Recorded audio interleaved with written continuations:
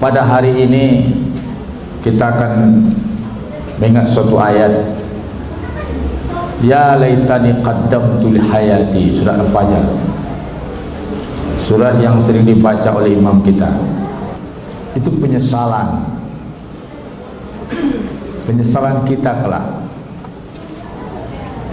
Hari ini orang yang sulit dinasihati, sulit diajak, marah kalau diingatkan. Kalau ditegur, dia sikapi dengan sombong. Akhazatul izzah bil ism. Dia sikapi dengan sombong dan dosa. Nah, nanti dia akan menangis. Ya laitani qaddamtu li hayati. Andaikan dulu aku gunakan hidupku untuk berbuat baik. Andaikan dulu aku bertauhid. Andaikan dulu aku ikut pengajian. Andaikan dulu aku pembela Islam. Andaikan dulu aku ikut menegakkan kebenaran. Andaikan dulu aku jadi seorang politikus yang islami, yang jujur, yang menegakkan keadilan. Andaikan dulu aku jadi pengusaha yang sensitif halal haram. Andaikan. Ya laitani qaddamtu li hayati. Penyesalan itu sedang jemaah banyak sekali dalam Quran, menggambarkan semua pihak kelak akan menyesal. Semua pihak meratapi langkah kebijakannya masing-masing. Semua pihak akan menyesali kepongahannya. Diajak sekian kali angkat bendera putih, mengerengkang gitu. Yang begitu-begitu tidak ada. Semua kekuatan orang pasti berakhir. Adakah kecerdasan yang tidak diakhiri dengan pikun? Tidak ada. Profesor ujungnya pikun juga. Kemudian apa lagi? Kekuatan tanpa pensiun? Tidak ada. Semuanya berakhir. Jangankan baju dinas Anda yang copot, bahkan kulit-kulit Anda akan jadi tulang belulang nanti. Hanya menyisakan tulang saja. Ya laitani qaddamtu li hayati. Andaikan dulu aku berubah secepatnya. Maka sidang jemaah rahmati Allah, sisa dari umur kita ini yang hari ini masih dititipkan Allah, yang hari ini masih ada sisanya, rahasianya di tangan Allah, yang pasti tidak sepanjang umur yang telah kita pakai. Yang pasti sisa umur kita hari ini tidak sepanjang umur yang telah kita pakai. Sisa tenaga kita hari ini tidak sekuat tenaga yang telah kita habiskan. Momen yang kita punya hari ini tidak sehebat momen masa lalu kita. Masa pensiun yang jadi sisa umur kita hari ini tidak bisa, belum tentu bisa untuk menandingi hasil kebijakan-kebijakan negatif kita. Tidak bisa lagi memperbaiki dosa sistemik kita. Maka sidang jemaah ini penting jadi renungan kita. Ya laitani qaddamtu li hayati. Beratnya perkara nanti luar biasa. Renungan dosa. Sidang jemaah dirahmati Allah, suatu hari Nabi Isa lewat di kuburan. Dilihatnya seorang ibu sedang menangis-nangis. Menangis-nangis sejadi-jadinya di kuburan itu, meraung-raung. Nabi Isa terhenti. Kata Nabi Isa, "Ya bunda, kenapa kau menangis? Anakku, anak gadisku meninggal, kembalikan dia kepadaku." "Pulanglah wahai bunda, sabar, pulang saja." "Tidak bisa, kembalikan dia kepadaku atau aku akan tetap di sini sampai aku mati juga."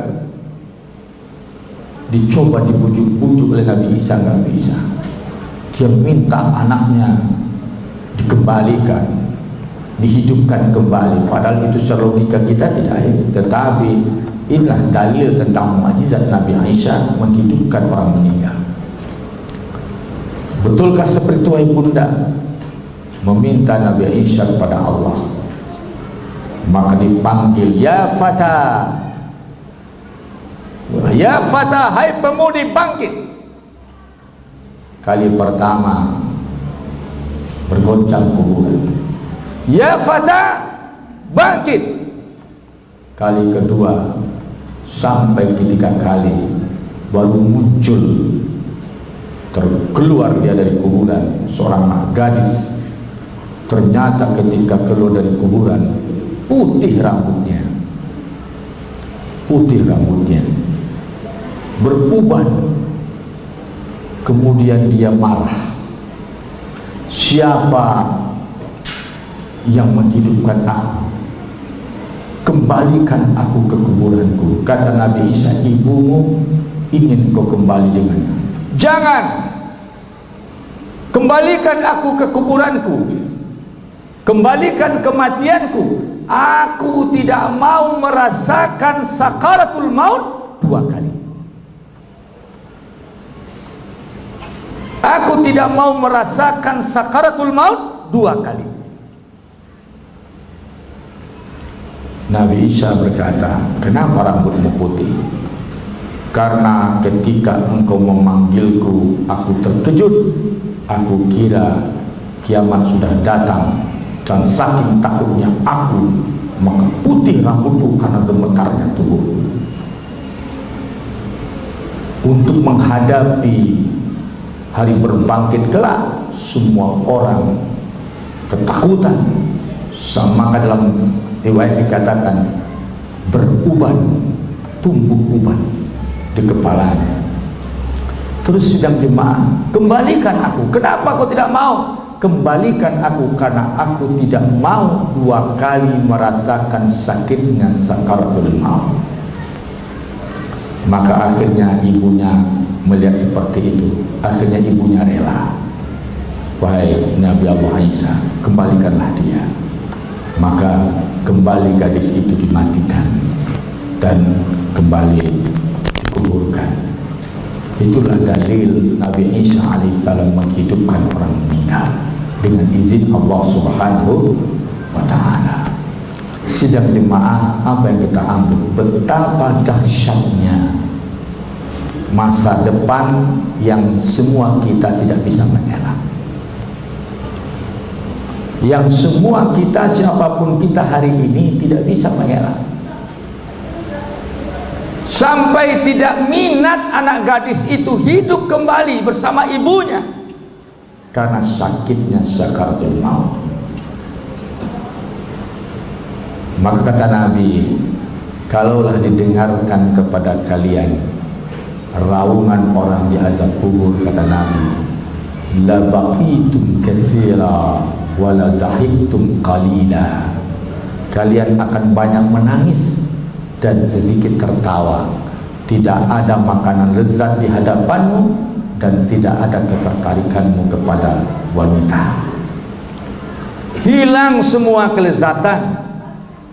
Maka tidak minat anak gadis itu untuk kembali hidup bersama ibunya karena dia tidak sanggup menghadapi sakaratul maut untuk kedua kalinya.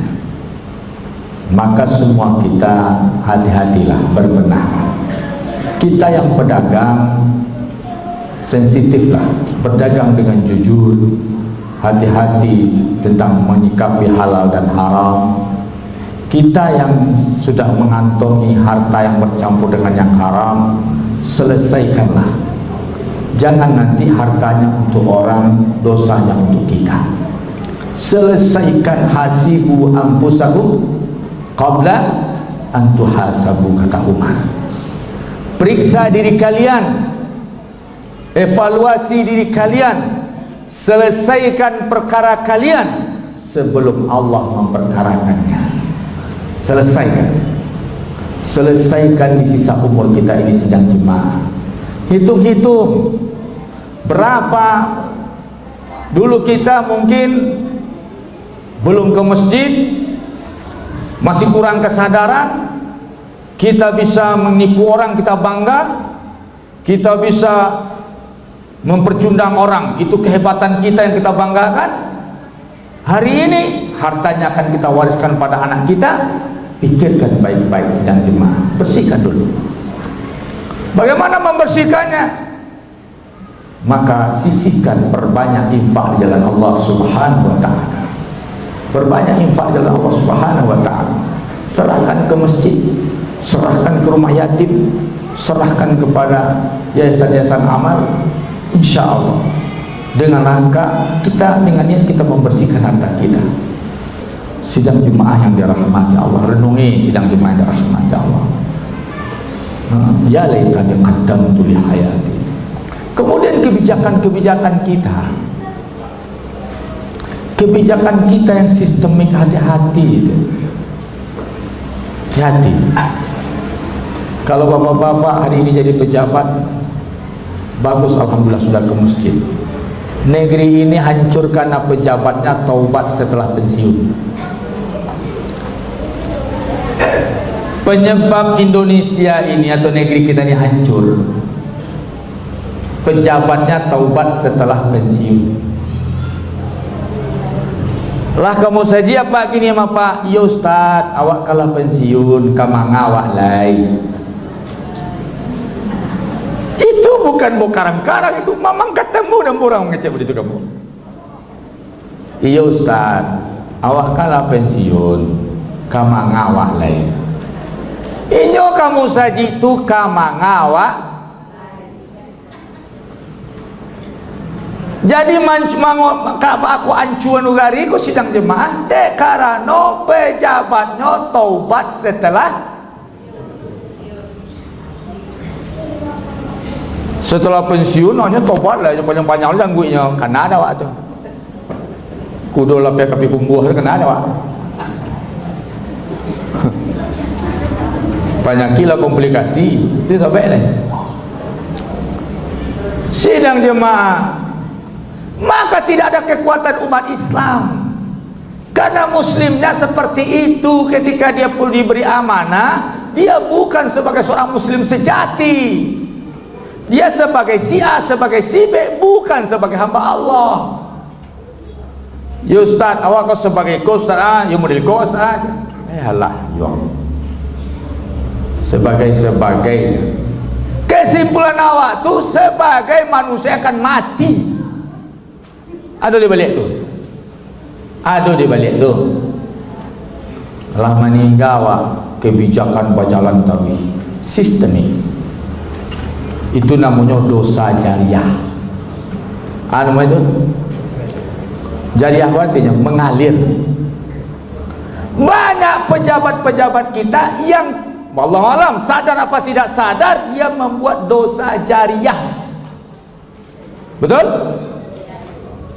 Sidang jemaah rahmati Allah, nanti mereka menyesal. Rakyat menggugatnya minta azab 2 kali lipat. Jadi kejahatan penguasa dikadukan oleh rakyat nanti di hadapan Allah, dilipat di rakyat meminta pejabat diazab 2 kali lipat kalau tidak berlaku adil kepada rakyat. Sidang jemaah, apapun profesi kita, hati-hatilah, waspadalah. Yang paling berat itu di dunia pun ada nambari itu sekali. Jangan sampai awak menggadaikan akidah, merusak agama awak, mengalah juga kebenaran. Nah ada nambari di dunia kau. Nambari di dunia kau. Masuk penjara dia makan. Iya nak. Nambari di dunia kau. Masuk penjara dia makan. Cuma kadang-kadang dia tangan di dalam. Ya nak, bansai awak insya Allah lun ka mati awak dah. Bangsa awak ringan nanti azab insyaallah. Sakete pertanyaan awak.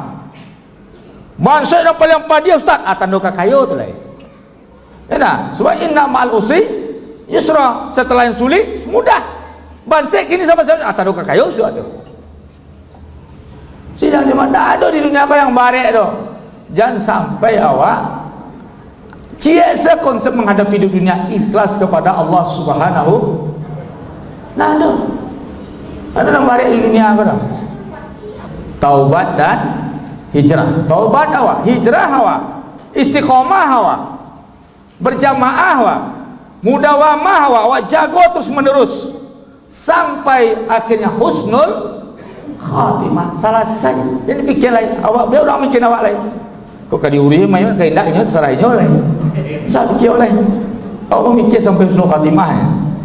Jadi awak jago sampai husnul khatimah. Sukses hidup itu adalah mati tanpa penyesalan. Itu sukses hidup. Saya ulang lagi, apa sukses hidup? Mati tanpa penyesalan. Bukan jadi seorang dokter, bukan jadi pejabat, bukan jadi pengusaha, tidak. Mati tanpa penyesalan.